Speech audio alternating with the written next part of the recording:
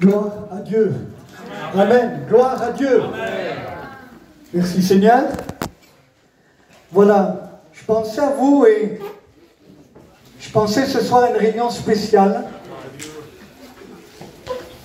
Je me dis pourquoi il y a des gens qui croient en Dieu, qui viennent aux réunions et qui abandonnent les réunions. Ce qu'on appelle des rétrogrades. J'aime pas ce mot, il n'est pas biblique. Mais des gens qui ont abandonné la main du Seigneur, et quelqu'un me disait il n'y a pas longtemps que ça, c'est dur de revenir. Et j'étais dans ma chambre d'hôtel et je disais Seigneur, pourquoi c'est dur? Pourquoi c'est dur? Et le Seigneur a parlé à mon cœur, il m'a dit cette chose qui est vraie, c'est parce que qu'on le veuille ou pas, la repentance n'a pas été sincère. Et ce soir, je voulais vous parler de la vraie repentance. Vous savez que le but de notre message est le même que le message de Jésus, est le même que le message des apôtres, est le même que le message des prophètes. Ils ont tous prêché la même chose. Les prophètes prêchaient au peuple d'Israël le retour à Dieu. Jean-Baptiste a prêché la repentance et les fruits dignes de la repentance. Jésus n'est pas venu avec un message moderne, ni arrangé, ni fabriqué, mais il a pris le même message. Repentez-vous, car le royaume des cieux est proche. Amen. Et je vous dis ce soir que le royaume des cieux est proche et que Jésus va bientôt revenir. Apocalypse 3:20 nous dit ces paroles. Je me tiens à la porte. C'est Jésus qui le dit. Je me tiens à la porte et je frappe. Celui qui entend et qui m'ouvre, je rentrerai. Alléluia. Et je souperai avec lui. Et moi je suis un peu enfant, je dis Seigneur, mais comment j'entends pas moi? J'entends pas. Comment tu frappes? Seigneur, comment tu fais pour frapper? Comment ça marche? J'écoute, mais j'entends rien. Il m'a dit Dominique, je vais te montrer comment je frappe. Tremblement de terre, famine, tsunami, guerre, pauvreté, épidémie, toutes ces choses annoncent que mon royaume approche. C'est comme ça que je frappe. Un homme dit, un homme averti en vous deux. Dieu est en train de nous avertir. Dieu est en train de nous avertir par tout ce qui se passe dans le monde. Chermine, c'est aujourd'hui qu'il faut rencontrer le Seigneur. Ne remets pas demain ce que tu peux faire aujourd'hui. Mais c'est aujourd'hui. Et pourquoi ça n'a pas marché? Parce que tu as peut-être essayé avec ton cœur de te repentir, mais je veux te dire que ton cœur est capable de te tromper. Ton cœur est capable de te jouer un tour. Tu penses que... Mais en vérité, qui connaît ton cœur? Même toi, tu ne le connais pas. Dieu seul connaît la profondeur du cœur. Et je ne sais pas si vous avez remarqué, mais quand un potier crée un vase, il commence toujours par le fond et il va jusqu'en haut. Et ainsi Dieu travaille dans nos cœurs. Il ne veut pas commencer par le superficiel, il veut commencer par le fond de l'être. Il veut changer l'intérieur. Il veut transformer le cœur. Cher ami, il n'agit pas par l'apparence. Il ne travaille pas par l'apparence. Mais il commence par bouleverser le cœur. Mon fils, donne-moi ton cœur. Je te parle de la part de Dieu. Tu es libre d'écouter ou de ne pas écouter ce soir. Mais je t'avertis de la part de Dieu. Dieu veut te changer intérieurement. Il veut changer ton cœur. Il veut bouleverser ton cœur. Il veut faire de toi quelqu'un de nouveau. Regardez ce que nous dit le Proverbe. Au chapitre 28, vous connaissez par cœur. Chapitre 28, il dit ces choses. Verset 13. Celui qui cache ses transgressions ne prospère pas. Mais celui qui les avoue et les délaisse obtient miséricorde. Ça veut dire que avouer ne suffit pas. Avouer ne suffit pas. Il faut délaisser. Il faut abandonner. Il faut renoncer. Sinon, tu vas venir un temps. Mais le monde va te rattraper. Le monde va te rechercher. Parce que tu n'auras pas délaissé. Et ce que tu laisses à l'intérieur, ça agira au fond de toi-même. Oh, tu vas réussir à l'endormir pour un temps, le temps d'une réunion, le temps d'un moment. Tu vas endormir ces choses-là. Mais si tu ne les arraches pas de ton cœur, si tu ne les délaisses pas, ces choses-là vont se réveiller.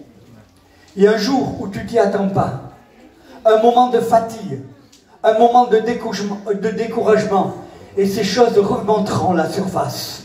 Et tu y retourneras. Et tu te feras encore à paix. Et tu retourneras à ta drogue. Et tu retourneras à tout ce que tu veux. À ton addiction. Tu retourneras à tes mauvaises pensées. Tu retourneras à toutes ces choses. Pourquoi? Parce qu'à la base, tu n'as pas délaissé. Oui, amen. Mais la Bible dit que celui qui délaisse, Dieu le délivre. Amen. Celui qui délaisse, Dieu l'aide. Celui qui délaisse, il le remplit. Amen. Sors de ton cœur toutes ces méchancetés et laisse rentrer Jésus à la place. Il est capable de remplacer, cher ami, par des vertus spirituelles. Il est capable de remplacer par des fruits spirituels ce qui est en train de te pourrir la vie. Toute ta vie va être pourrie, mon bien-aimé. Excuse-moi l'expression, pardon pour les paroles, mais toute ta vie sera pourrie si tu ne veux pas délaisser. Il faut délaisser. À partir de ce soir, tu dois laisser là, par terre. Tu dois piétiner dessus. Mettre un pied sur tes vices. Mettre un pied sur tes addictions. Mettre un pied sur ton caractère. Mettre un pied sur ce que tu es. Tu dois mettre un pied dessus et dire, c'est fini. Amen. La vraie repentance, c'est un demi-tour. C'est-à-dire, je marchais dans cette direction. Et puis je fais un demi-tour. Je change de direction. C'est ça la vraie repentance. Regardons quelques hommes qui ont cru se repentir, mais qui n'ont pas réussi, pardon. Regardez, je vous prends un homme, Pharaon. Il a été averti de Dieu. Moïse y allait, il lui a dit, Pharaon, attention, si tu ne laisses pas partir le peuple de Dieu, il va t'arriver quelque chose. Non, je ne le laisserai pas. La Bible nous dit qu'il endurcissait son cœur. Et plus, chaque fois que Moïse venait, vous avez vu les 10 commandements, vous l'avez vu tous le film, chaque fois qu'il venait, Pharaon endurcissait son cœur. Et la dernière fois, la Bible nous dit que c'est Dieu qui endurcit son cœur. Tu viens aux réunions depuis des années, mais ton cœur s'est endurci. Faites attention, bien-aimés. C'est vrai. Il y a des gens qui viennent aux réunions, mais depuis des années ou des mois. Vous leur parlez de la croix, ça ne leur fait plus rien. Vous leur parlez de l'amour de Dieu, ça passe, ça ne fait plus rien. Leur cœur est devenu dur. Mais attention.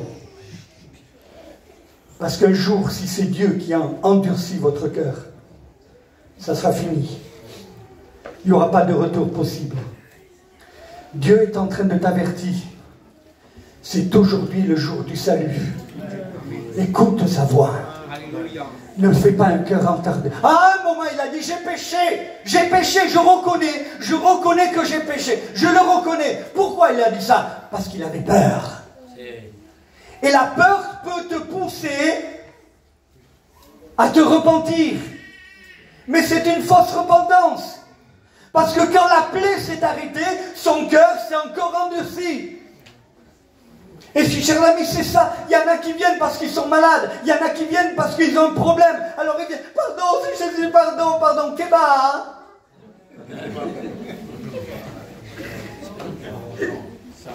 Quand ils ont été bénis, ils retournent à ce qu'ils ont vomi. Dieu n'est pas une marionnette. Amen. Fais le deal avec tous les hommes que tu veux, mais fais pas un deal avec Dieu. Hein. Non. Va un paquet à tout ce que tu veux, vends tout ce que tu veux aux autres, aux hommes. Vends-les, vas-y, régale-toi. Mais joue pas avec Dieu. Hein. Parce que je veux te dire que tu es perdant d'avance. Hein. C'est vrai. Fais attention. Que ton cœur ne s'endurcisse pas. Et que ça soit trop tard. J'aime prendre cet exemple. Un jour, je partais en mission et j'étais dans mon train et en face de moi, il y avait un autre train. Et un gars, un beau gars, un costume, cravate, tout. Sa mallette à la main, il devait être riche, cet homme. Il a couru pour prendre son train. Et quand il est arrivé près de la porte du train, la porte s'est fermée et le train est parti. Il était presque dans le train, mais il n'y était pas. Tu peux être presque sauvé, mais presque sauvé, tu es perdu. Écoute-moi bien, presque sauvé, tu es perdu. Il n'y a pas de solution pour toi. Ou tu es sauvé ou tu es perdu. Mais presque sauvé, ça n'existe pas. Fais attention ce soir. Réfléchis ce soir. Je voudrais tellement, mais avec amour, trouver la clé qu'il y a dans ton cœur qui pourrait ouvrir le cœur. Les frères serviteurs sont en train de prier et je les sens en eux. Ils prient pour qu'il y ait une clé qui sorte ce soir et qui ouvre votre cœur. Parce qu'on veut vous sauver. Amen. Mais ce n'est pas nous qui sauvons, c'est Jésus qui sauve. Mais on veut tellement que vous soyez libérés de toutes ces cochonneries, excusez-moi l'expression.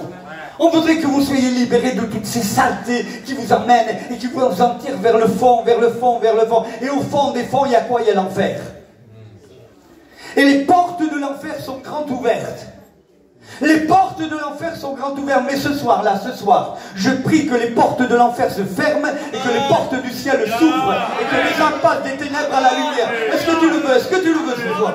Je prie pour cela ce soir. Il faut que ça se passe comme ça. Que son nom soit béni. Amen. Un autre, Balaam. Balaam, il est appelé comme prophète pour maudire le peuple d'Israël. Et on l'amène. Oh, il dit pas, il dit non, j'irai pas, non, Dieu m'a parlé, j'irai pas. Et qu'on le veuille ou pas, quand on lui propose plein de choses bien, quand le monde te propose autre chose, comme tu n'as pas goûté la vérité, comme tu t'es laissé berner, les choses de la terre t'attirent et te détournent. Il a fallu que ça soit une ânesse pour qu'il réalise qu'il allait vers sa perdition. Et c'était un ennemi d'Israël. Et son cœur s'est endurci. Il était vicieux. Il avait des idées derrière la tête. Il voulait par lui-même détruire Israël. Il a réussi à emmener le peuple d'Israël vers les idoles. Terrible, chers amis. Ah, tu peux avoir une belle repentance aux yeux des hommes, mais quelle est ta repentance aux yeux de Dieu? Mais comment tu agis aux yeux de Dieu? Balaam était aussi un homme comme ça, et tout le monde le disait, c'est un homme extraordinaire. Saül aussi. Saül avait une repentance, lui aussi, quand il avait désobéi à Samuel. Il avait une repentance, Saül. Il a dit, je regrette, j'ai fait quelque chose à ta place, j'aurais pas dû le faire. C'était pas à moi de le faire. Ah, quelle belle repentance, Saül. Mais vous savez pourquoi il se repent? Pour faire bien aux autres. Pour que les autres le regardent. Et quand Samuel s'en va, il lui dit, non Samuel, reste là. Il faut que quand même on voie que je me suis repenti. Il faut que quand même on voie. Alors on peut venir à la réunion et faire le beau et se repentir. Oh Seigneur, pardon. Hypocrite que tu es, tu ne sais pas que ton hypocrisie t'emmènera en enfer. Chers amis, Dieu nous appelle à une vraie repentance. Et il faut qu'elle soit ce soir. Pas demain, ce soir, bien aimé. Il faut que ce soir, ça craque, ça brille. Arrête de résister, mais craque ce soir. Craque, déchire ton cœur, déchire ton âme. Même tant pis si on se moque de toi, même tant pis si tu parais pour un idiot, qu'importe cela. Mais quand tu te convertis, il faut que ça casse, il faut que ça brise, il faut que ton cœur se déchire, que ton esprit se réveille et que la gloire de Dieu descende. Amen. Ah, il faut des mois pour se convertir. Non, il faut une seconde pour se convertir. Il faut quelques instants pour se convertir. Ce soir, il peut se passer le miracle de David. Il peut se passer un miracle extraordinaire. Le Dieu des cieux, le Dieu qui a tout créé, il est capable de te prendre et de te créer de nouveau. De faire de toi une nouvelle personne, avec des nouveaux sentiments, avec un cœur nouveau, avec une pensée nouvelle, avec un cœur nouveau. Alléluia. Tu dépendras que de Jésus. Alléluia. Je dépends que de Jésus. Il est ma drogue. Oh, il est mon oxygène. J'ai besoin de lui le matin, le midi, le soir. J'ai besoin de lui. J'ai besoin de lui pour vivre. J'ai besoin de lui pour respirer. J'ai rencontré le maître de ma vie. Alléluia, je le déçois, c'est vrai. Je suis infidèle souvent, mais lui demeure fidèle. Que son nom soit béni. C'est ça qu'on te propose. Plus que tout ce que tu veux, toute la cam que tu veux, on te propose ça. Arrête de revenir en arrière, de dire je vais y aller, comme ça ils seront contents, je vais faire plaisir au pasteur. Arrête tout cela, viens pour Dieu. Balaam, arrête de jouer. Saül, arrête de jouer. Arrête de faire semblant. Arrête de le faire simplement pour que tu aies une bonne renommée. Arrête toutes ces choses, mais fais une vraie repentance. Akan avait caché quelque chose qui était interdit par Dieu. Il l'avait caché sous sa tente. Il n'a rien dit à personne. Il y a des choses que tu caches dans ton cœur. Mais sache que ces trésors, que tu crois que c'est des trésors, ils vont t'emmener en enfer. Les choses qu'il cache dans son cœur. Il a caché. Et Dieu a parlé. Il y a au milieu de vous un traître. Il y a au milieu de vous un traître. Qui c'est? J'aurais été entendu, moi, que Dieu dévoilait comme ça, mais je me serais jeté, j'aurais couru, j'aurais dit, c'est moi, je regrette, c'est moi, pardon, pardon. Non, non, il a attendu, il a résisté. Il a fallu que toutes les tribus passent. Il a fallu que toutes les familles passent. Il a fallu que tout passe. Jusqu'au moment où il s'est retrouvé, lui et sa famille. Alors, qu'est-ce que tu as fait? À ce moment-là, il s'est repenti. Il a dit, oui, c'est moi qui l'ai fait. Écoute-moi bien. Un jour ou l'autre, Dieu te dévoilera. Dieu te dévoilera. Il mettra en lumière ce que tu fais en cachette. Il créera sur les toits ce que tu en dis en cachette. Mais sache une chose, si tu ne te repens pas, Dieu te dévoilera. Mais quand il va te dévoiler, ça sera trop tard. Akan était consumé, lui et toute sa famille, parce que toute sa famille était consentante. Ils se sont perdus dans le feu de Dieu. La terre a ouvert. Il est rentré, non, ils ont lapidé lui et toute la famille, pardon. Bien-aimé, je t'en supplie, ce que nous recherchons, c'est une vraie repentance. La repentance selon Dieu. Comme il les est dit dans le livre des Corinthiens, une tristesse selon Dieu. C'est ça la vraie repentance. Où le cœur est triste. Où le cœur est dit, mais j'en peux plus. Comme a dit le frère qu'il a lu tout à l'heure, tu as lu tout à l'heure ce psaume, David qui dit, la peine de mon péché. C'est lourd. Et il voit qu'il a fait mal. Il voit qu'il est, excusez-moi, pardon, il voit qu'il est un pourri. Il voit qu'il a désobéi à Dieu. Il voit qu'il a sali sa renommée. Mais ça lui est pas grave. Il a sali le nom de Dieu. Il a sali la renommée de Dieu. Il a sali tout. Il a sali sa famille. Il a sali son royaume. Il a sali son trône. Il a tout sali. Et là, il se sent sale à l'intérieur. Il dit, je confesserai mon péché. Et la peine de mon péché sur moi. C'est ça la vraie repentance. Ne prend repentance selon Dieu. Il est triste jusqu'à la mort. Il n'en peut plus. Il ne supporte plus. Il préférerait mourir que continuer à vivre comme ça. C'est ça la vraie repentance. Tu ne peux plus continuer à vivre comme tu vis. Tu ne peux plus continuer à marcher dans la souillure comme tu marches. Tu ne peux plus continuer à marcher dans la débauche comme tu le vis. Il faut que tu viennes à Christ pour qu'il te libère. Il n'y a pas d'autre moyen. Il s'appelle Jésus le moyen. Il est le libérateur. Il est celui qui transforme. Il est le réparateur de brèches. Il peut réparer ton foyer. Il peut te délivrer de la déprime. Il peut te délivrer de tout ce qui te tient lié. Il est le libérateur. Amen. Jusqu'à quand refuseras-tu l'appel de Dieu? Jusqu'à quand repousseras-tu ce que Dieu a prévu pour toi? Ce n'est pas un projet de malheur, mais c'est un projet de bonheur. Jusqu'à quand tu vas repousser? Jusqu'à quand tu vas dire non, plus tard, non, demain, non, après-demain?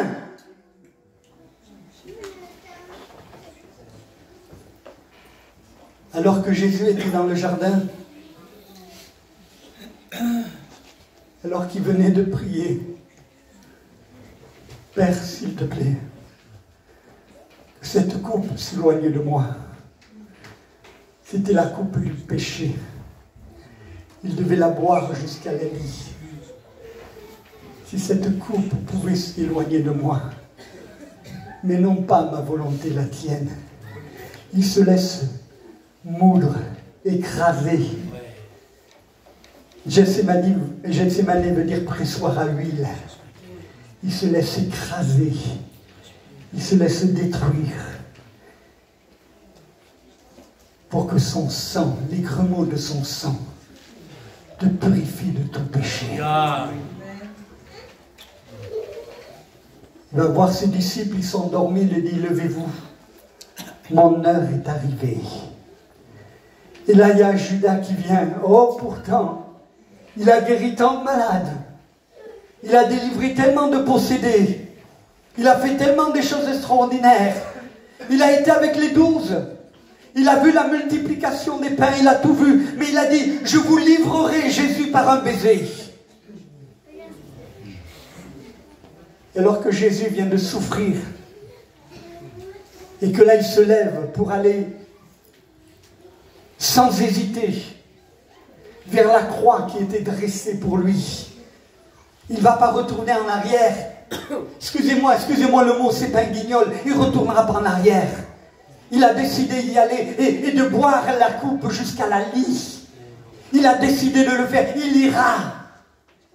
Et là, Judas le prend dans le bras. Hypocrite, faucheton. Il le prend dans les bras. Combien de fois j'ai été un faucheton, un hypocrite. Il le prend dans les bras. Il fait semblant devant les autres. Je t'aime, Jésus. Oh, Seigneur, mon Père. Et après, il réalise ce qu'il a fait.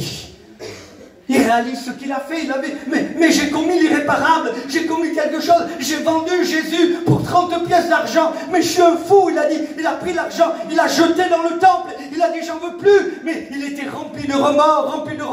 Il n'a pas trouvé la paix. Il aurait dû aller voir Jésus. Mais c'était trop tard. Cher ami, il a été se pendre. Parce que la dépression mène à la pendaison. Je vous en supplie, ne soyez pas des Judas ce soir. Amen. Soyez pas des Judas. Soyez des hommes. Soyez des hommes. Soyez des hommes.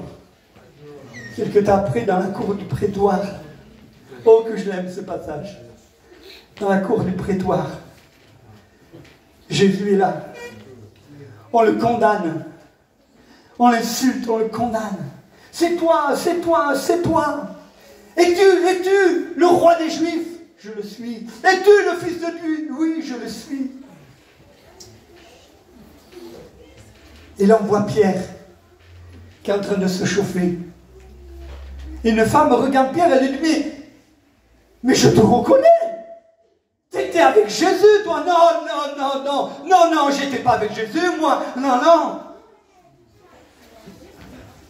Et la deuxième fois, une autre personne le voit, mais tu étais avec Jésus, tu parles comme lui. Non, vous savez ce qu'il dit, vraiment? Il jure. Vous savez ce que c'est que jurer? Il le jure. Je ne l'ai jamais vu. De ma vie, je ne l'ai jamais vu. Je ne sais même pas qu'il existait. Le texte original nous dit. Il le renie. Il entend le coq chanter, parce que Jésus lui avait dit, avant que le coq ne chante 3 fois, tu m'auras renié 3 fois. Et là, la tête ensanglantée, la couronne d'épines sur la tête. Jésus le regarde dans les yeux. Oh là là, un regard plein d'amour, plein de larmes, plein de sueur, une barbe abîmée par toute la douleur, la souffrance, tout ce que vous avez, la chaleur et tout. Et regarde là, il n'y a pas un regard accusateur. Ce soir, Jésus ne te regarde pas avec un regard accusateur, mais il te regarde avec un regard plein d'amour. Il te dit, je t'en supplie, viens à moi, parce que là, je vais mourir pour toi. Je vais mourir pour toi. Et là, nous voyons que Pierre, il craque. Son âme est brisée. À l'intérieur, il regarde toute son humanité. Il voit toute sa fragilité. Il voit tout ce qu'il est. Et là, il pleure, il sort. Et il pleure amèrement. Et c'est ça la repentance. Ce qu'on ne te demande pas ce soir, c'est des larmes de crocodile. C'est des larmes pour faire semblant. Mais un pleur amer. Un pleur qui vient de l'intérieur. Excuse-moi pour l'expression. Un pleur qui vient des tripes, qui vient de l'intérieur, que tu pleures réellement pour tout le mal que tu fais à tes parents, pour tout le mal que tu fais à tout ce qui t'entoure, pour le mal que tu fais à ta femme, à tes enfants. On veut ce pleur-là, ce pleur devant Dieu de repentance qui va te sauver. Tu vas laisser Jésus partir comme ça et dire, ah, c'est pas pour moi.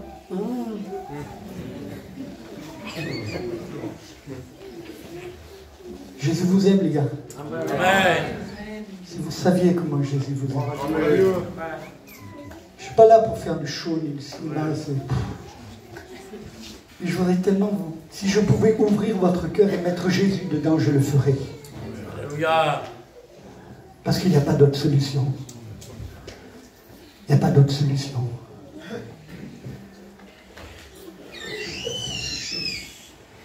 Job a pu dire ces paroles.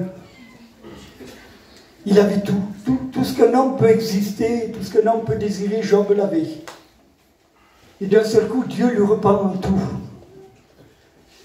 Et alors que Dieu lui reprend tout, il dit, l'Éternel a donné, l'Éternel a repris, que le nom de l'Éternel soit béni. J'ai connu un jeune garçon de 15-16 ans. Il faisait partie de mon église, son père était un diacre dans l'église. Je n'ai jamais vu un homme aussi droit, aussi sincère, aussi vrai. Il y a 41 ans, il est venu me voir qu'il était malade. Il est rentré à l'hôpital, il n'en est jamais ressorti. Son fils, qui avait 16 ans, quand je suis allé, excusez-moi, mais là où on les met, je suis arrivé en même temps que la famille, le fils s'est mis à hurler.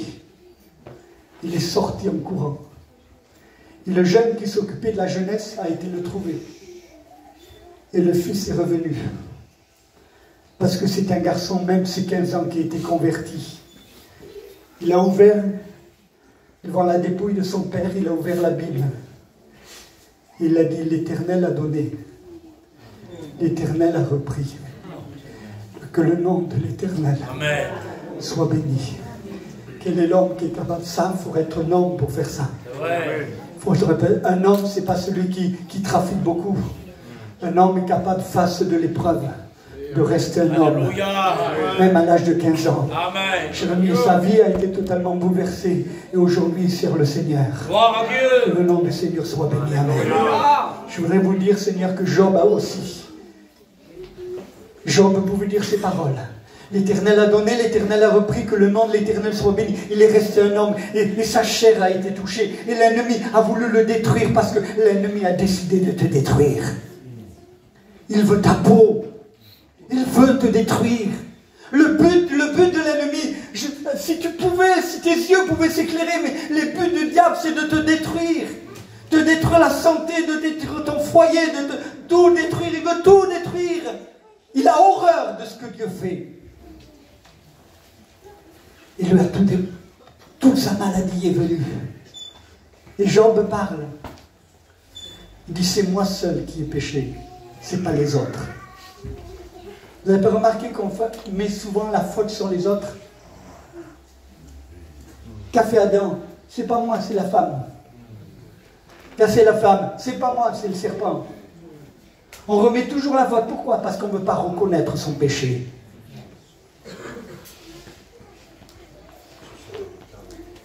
Mais Job a bien réagi. Je terminerai avec un dernier. Son père, il a été le trouver. Et papa, donne-moi tous mes biens. J'en ai marre de ton autorité. Je veux vivre ma vie. Voilà ce que veut la jeunesse aujourd'hui. Vivre leur vie.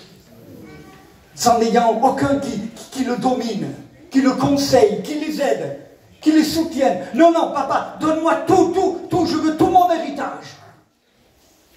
Et le temps que le père se rassemble tout l'héritage, sûrement que le père avait espoir que son fils réagisse, qu'il réfléchisse, qu'il revienne en arrière. Non, non, non, non. Il a pris l'argent, il est parti, il en a profité, il a tout gaspillé dans le monde, il s'est régalé dans le monde, il en a profité. Et le père l'attendait. Il s'est retrouvé au bout d'un moment. Parce que vous savez, les amis, vous les avez pendant que vous avez de l'argent. Ouais. Quand vous n'avez plus de pognon, vous n'avez plus d'amis. Quand vous êtes malade, il n'y a plus d'amis. Quels sont vos amis qui sont venus vous voir? Peut-être qu'il y en a qui sont venus vous voir, c'était comme ça, pour faire semblant. Mais ce n'est pas sincère. C'est pas sincère. Peut-être ils se sont dit même, pourvu qu'il y passe, afin que je prenne sa place dans le milieu. C'est pas sincère. Et là, il a pris tout l'argent. Et au bout d'un moment, il s'est retrouvé sans rien, sans amis, sans rien, avec les cochons, à garder des cochons. Et là, il a réfléchi. Il est rentré en lui-même. Ce qu'on prie ce soir, c'est que tu rentres en toi-même. Ce qu'on prie ce soir, c'est, excuse-moi le mot, je ne devrais pas le dire, mais je ne sais pas comment dire, que tu ne sois pas insensé ce soir, mais que tu rentres en toi-même. Et que tu commences à réfléchir. Et là, cet homme a réfléchi, il dit, mais soy loco, quoi. Même, je parle espagnol, t'as vu?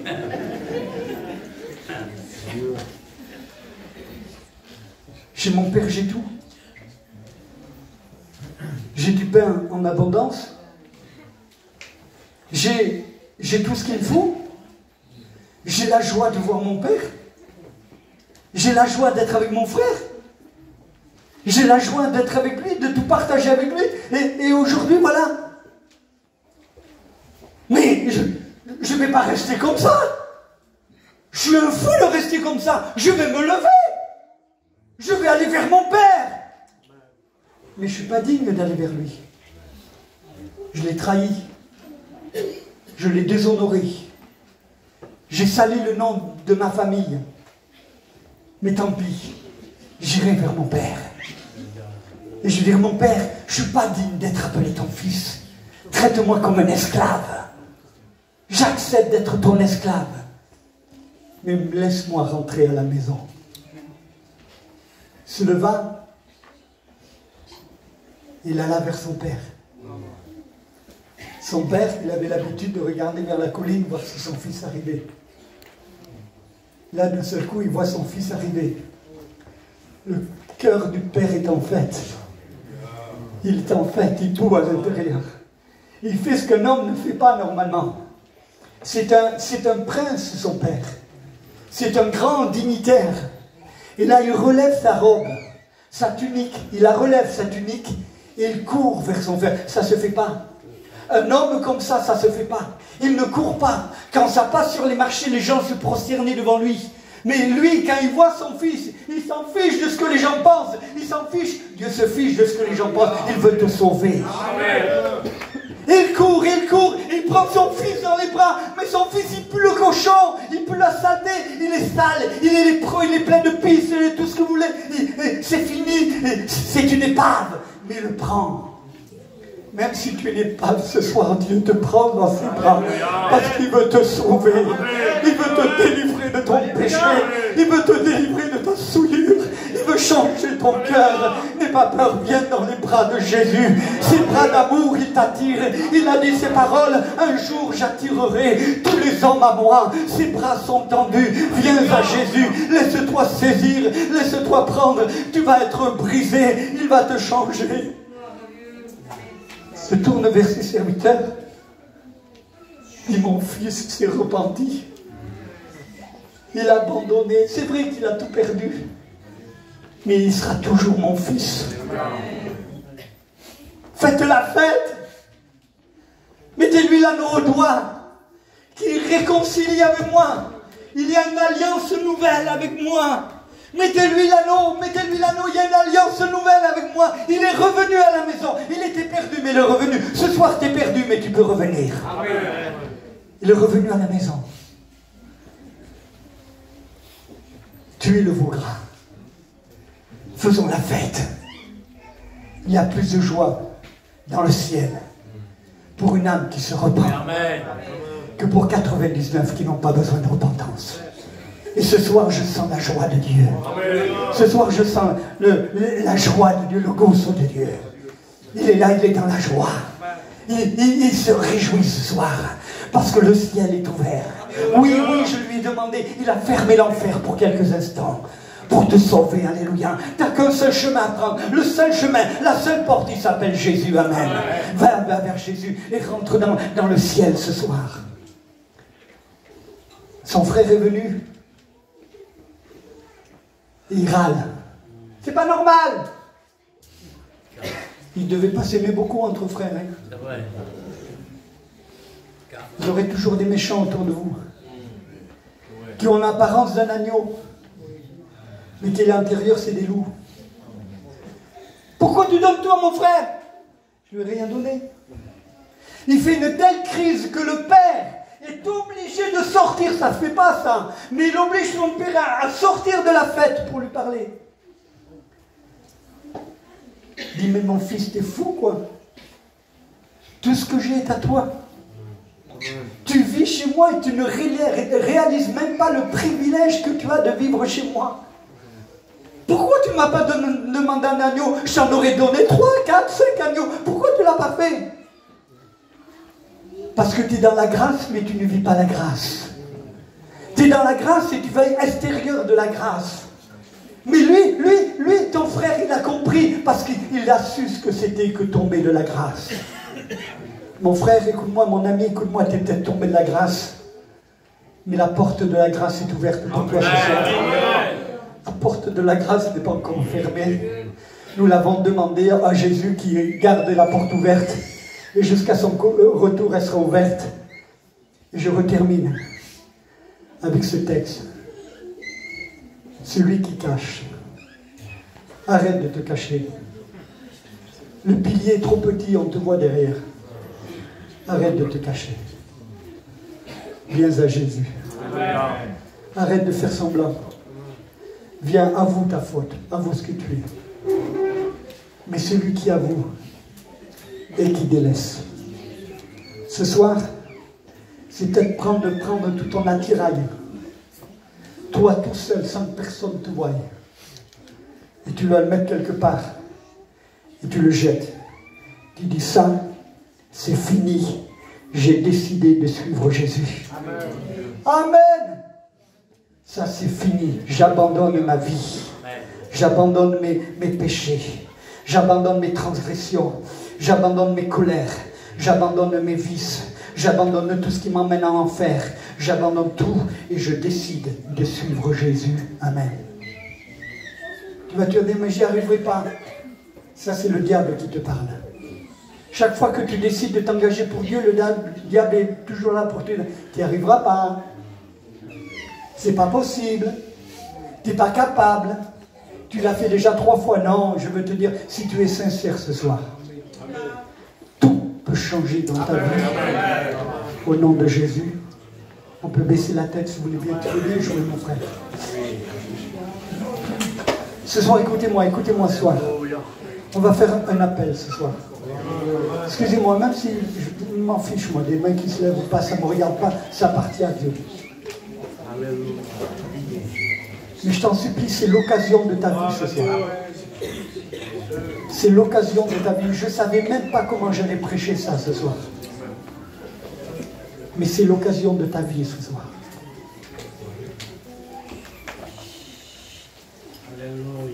Je sens qu'il y a une forte présence de Dieu. Jésus. Je sens qu'il y a une stupeur dans les regards. Un regard espanté.